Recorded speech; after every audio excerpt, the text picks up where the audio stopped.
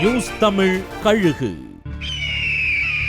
விஜய் கட்சியோட முதற்கட்ட வேட்பாளர்கள் லிஸ்ட் ரெடியாகி அவங்களுக்கான தொகுதிகளும் முடிவாகி இருக்காம்.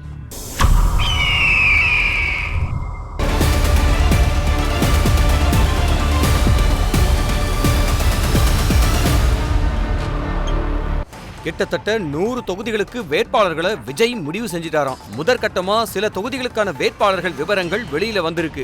அதுபடி விஜய்க்கு 2 தொகுதிகள் ஒதுக்கப்பட்டிருக்கான். திருச்சி கிழக்கையும் சென்னையில பெரம்பூரையும் விஜய் டிக் அடிச்சிருக்காராம். புஷி ஆனந்த் டி நகர் தொகுதியில நிக்க போறாராம். செங்கோட்டையனுக்கு அதே கோபிச்செட்டிப்பாளையம் தானா. ஆதவ் அர்ஜுனா வில்லிவாக்கத்துல மாஸ் காட்ட தயாராகிட்டு இருக்காராம்.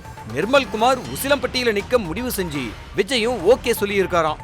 ராஜ்மோகன் எழும்பூர்லயும் ஜேபிஆரோட மருமகனும் கல்வியாளருமான வில்சன் திருவொற்றையூர்லயும் சத்தியபாமா பல்கலைக்கழகத்தோட மரியசீனா குளச்சல் தொகுதியிலையும் போட்டி போடுறாங்களாம். இந்த தொகுதிகள்ல விஜய் தரப்புல இருந்து 3 முறை சர்வே எடுக்கப்பட்டு அதுல திருப்தி அடைஞ்சுதான் தொகுதிகள் முடிவு செய்யப்பட்டிருக்கான்.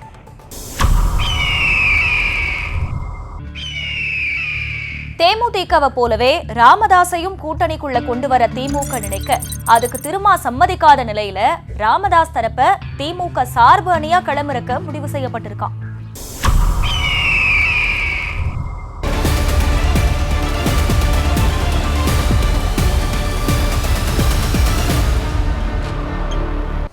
ராஜ்யசபா சீட்டு தொகுதிகளை தவிர திமுக கிட்ட தேமுதிக வச்ச முக்கியமான ஒரு கோரிக்கை விஜயகாந்தோட ஆண்டாள் அழகர் பொறியியல் கல்லூரி மறுபடியும் விஜயகாந்த் குடும்பத்துக்கிட்ட வரணுங்கிறது தானா. இப்ப அந்த கல்லூரிய திமுக எம்எல்ஏவான கதிரவன் குடும்பத்துக்கு சொந்தமான தனலட்சுமி சீனிவாசன் நிர்வாகம் தான் வாங்கி இருக்கு. மீண்டும் அதை பிரேமலதா கிட்ட ஒப்படைக்கிறதுக்கு திமுக உதவி செய்யணுங்கிறது தான் முக்கியமான கோரிக்கைங்கிறாங்க. இதுல இருக்கிற கொடுக்கல் வாங்கல் விவகாரத்துக்குள்ள திமுக போகாதான். அத விஜயகாந்த் குடும்பமும் தனலட்சுமி சீனிவாசன் நிர்வாகமும் பாத்துக்குமா. கல்லூரி கோரிக்கைய நிச்சயம் பரிசீலிச்சு கொடுக்கிறோம்னு திமுக வாக்கு கொடுத்திருக்கான்.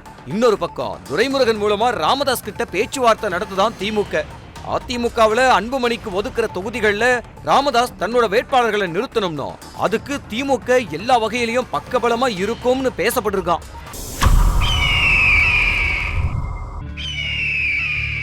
யாருக்கெல்லாம் சீட், எந்தெந்த சீனியர்களுக்கு சீட் இல்லங்கிறத திமுக முடிவு செஞ்சிருக்கா.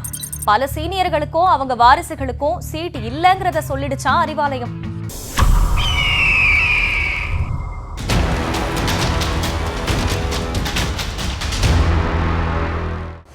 திருச்சியில மார்ச் 8ஆம் தேதி நடக்க போற திமுகவோட மாநில மாநாட்டுக்கு முன்னாடியே கூட்டணியில இருக்கிற கட்சிகளுக்கு யாருக்கு எத்தனை தொகுதிகள், எந்தெந்த தொகுதிகள் அப்படிங்கறத முடிவு செஞ்சிருமான் திமுக.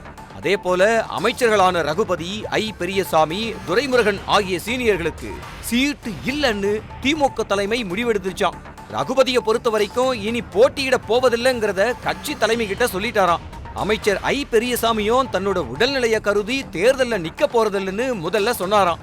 அவருக்கும் சீட்டு இல்லங்கிற முடிவெடுத்த திமுக தலைமை கிட்ட இந்த தேர்தல்ல மட்டும் போட்டியிடுறேன்னு மீண்டும் வாய்ப்பு கேட்டு இருக்கிறதா சொல்றாங்க.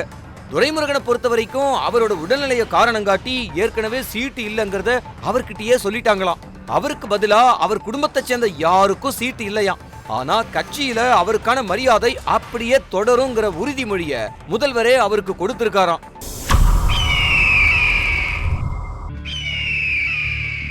செங்கோட்டையன் உட்பட அதிமுகவில் இருந்து வெளியேறின எம்எல்ஏக்களை குறிவச்சு வேலை செய்ய போகுதா அதிமுக. யாரும் வெற்றி பெறக்கூடாதுங்கிறதுக்காக புது வியூகம் வகுத்திருக்காரா எடப்பாடி.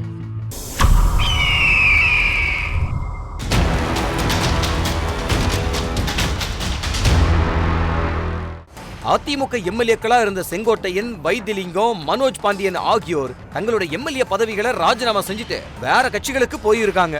இவங்களை வர்ற சட்டமன்ற தேர்தல தோற்கடிச்சு அவங்க அரசியலுக்கு முடிவு கட்டுற வேலைகளை அதிமுக முடுக்கி விட்டுருக்கான்.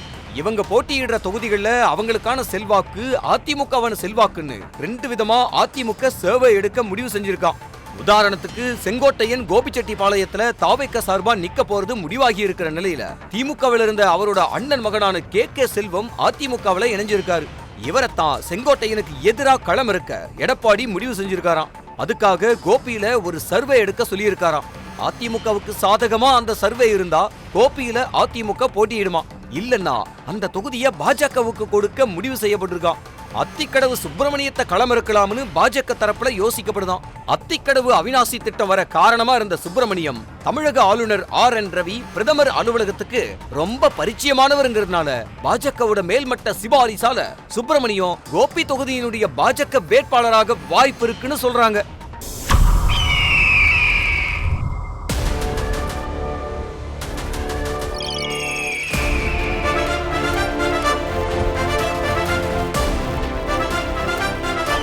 நியூஸ் தமிழ் கழுகு.